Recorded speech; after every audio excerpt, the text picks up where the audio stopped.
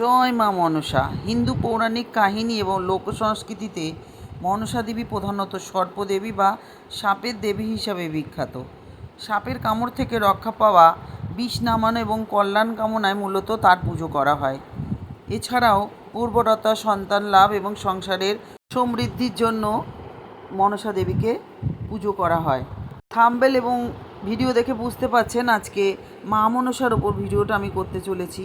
আপনারা জানেন যে আগামীকাল নাগপঞ্চমী এবং এই সারা শ্রাবণ মাস জুড়েই কিন্তু মা মনসা পূজিত হন এবং শ্রাবণ মাসের শেষের দিনই সাধারণত মনসা পুজো হয়।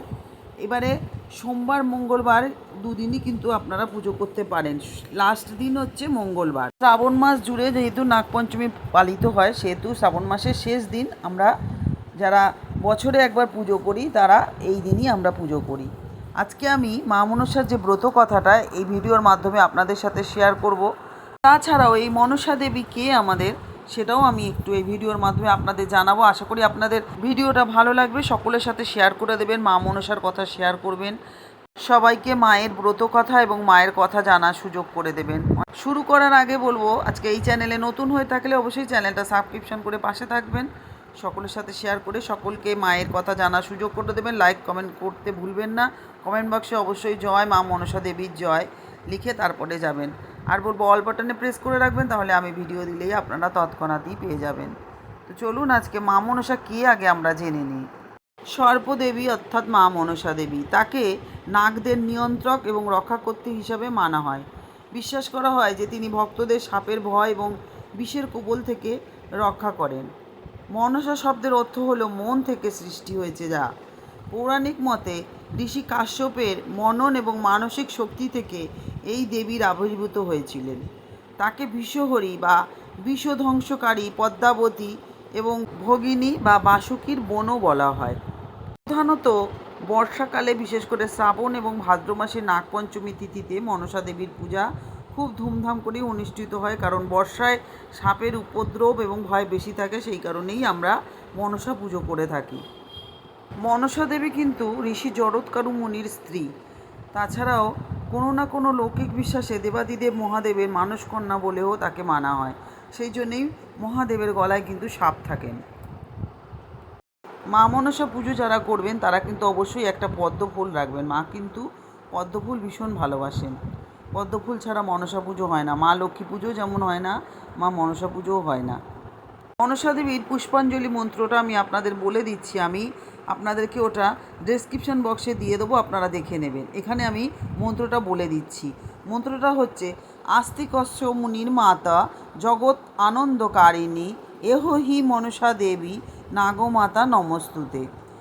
তারপরে পুষ্প যখন আপনারা অর্পণ করবেন সেই সময় বলবেন, এসো সচন্দন বিল্লপত্র পুষ্পাঞ্জলি ওং শ্রী মনসা দেব্যায় নমঃ।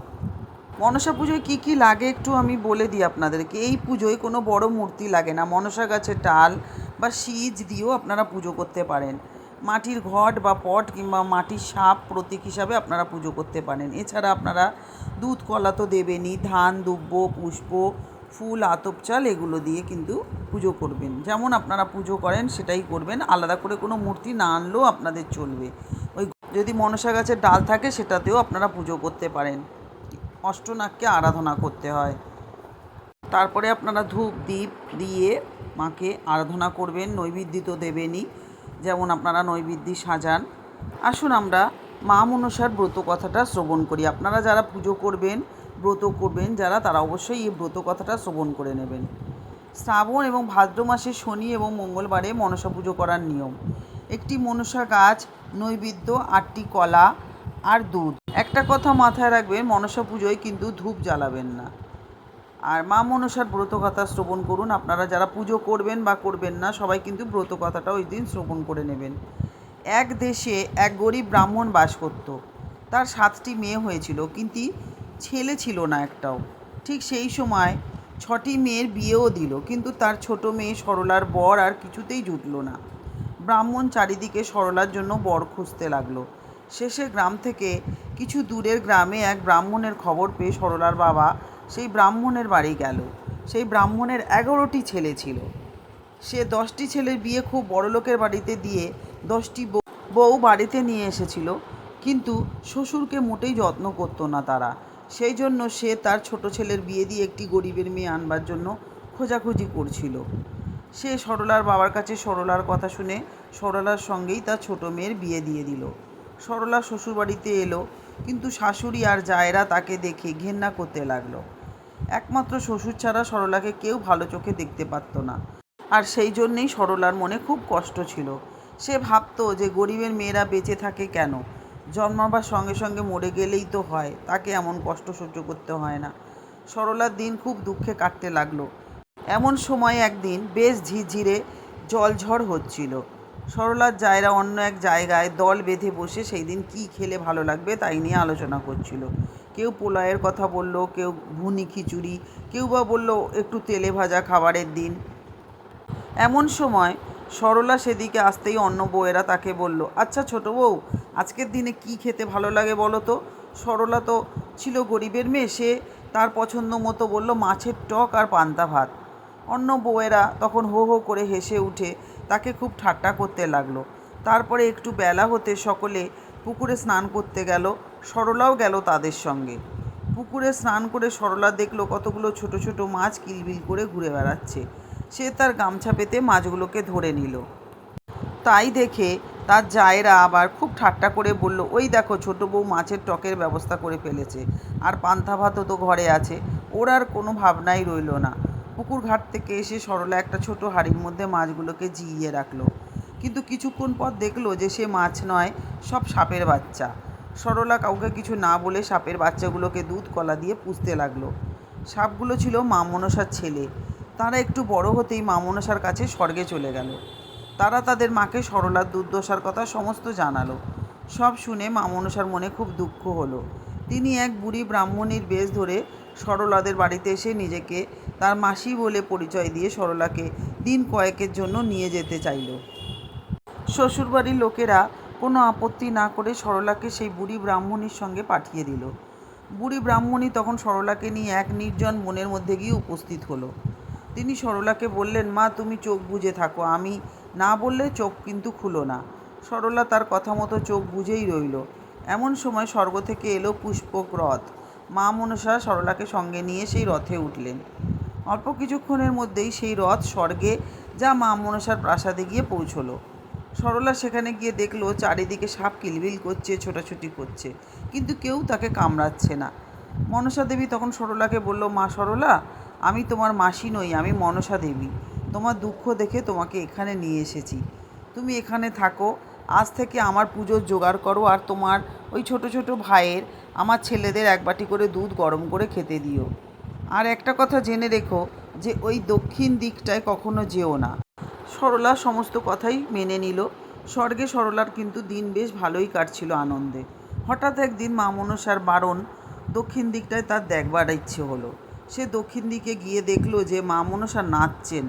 নাচ দেখতে দেখতে সরলা ছোট ভাইয়ের জন্য দুধ গরম করার কথা একেবারেই ভুলে গিয়েছিল। হঠাৎ মনে পড়ায় ছুটে এসে গরম দুধ করে রাখলো। এর কিছু পরেই তার সাপ ভাইয়েরা দুধ খেতে এলো, কিন্তু দুধ তখনও জুড়োয়নি। গরম দুধ খেয়ে তাদের মুখ পুড়ে গেল। তারা সবাই সঙ্গে সঙ্গে মাকে গিয়ে সমস্ত জানালো, আর বলল যে ওকে আজ ছোবল মেরে মেরে ফেলবো।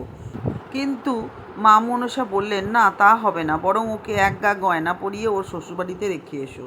শেষে তাই হলো। সরলাকে এক গা গয়না পরিয়ে তাকে তার সাপ ভাইরা তার শ্বশুরবাড়িতে নিয়ে এলো। সরলার গায়ে এক গা গয়না দেখে তার জায়েরা আবার খুব ঠাট্টা করে বলল, এক গা গয়না পরে কত ঢং দেখো। সরলা তখন বলল, ষাট ষাট বেঁচে থাক আমার আড়ল পাড়ল ঢোড়া বোড়া কেউটে আমার সাপ ভাইয়েরা, আমার আবার গয়নার অভাব। তখনও কিন্তু তার সাপ ভাইয়েরা তাকে পৌঁছে দিয়ে বাড়ি ফেরেনি, আশেপাশেই ছিল। তারা সরলার কথা শুনে স্বর্গে গিয়ে তাদের মাকে সমস্ত বলল। সব কথা শুনে মা মনসা আবার সরলাদের বাড়িতে এলেন, আর যেখানে যা সাজে সেইভাবেই সরলাকে আরও গয়না পরিয়ে দিয়ে বললেন, মা তুমি পৃথিবীতে এখন থেকেই আমার পুজো প্রচলন করো। আমি বাস করব ফণী মনসা গাছে। দশহরা আর নাগ পঞ্চমীর দিনে এই গাছের ডাল এনে বাড়িতে পুজো করো। প্রত্যেক বছর ভাদ্র মাসের শনি এবং মঙ্গলবারে আমার পুজো করে পান্তা ভাত ভোগ দিও, তাহলেই কখনো সাপের ভয় থাকবে না। এই কথা বলে মা মনসা অদৃশ্য হলেন। সেই থেকে দেশে দেশে মা মনসার পুজো প্রচার হলো।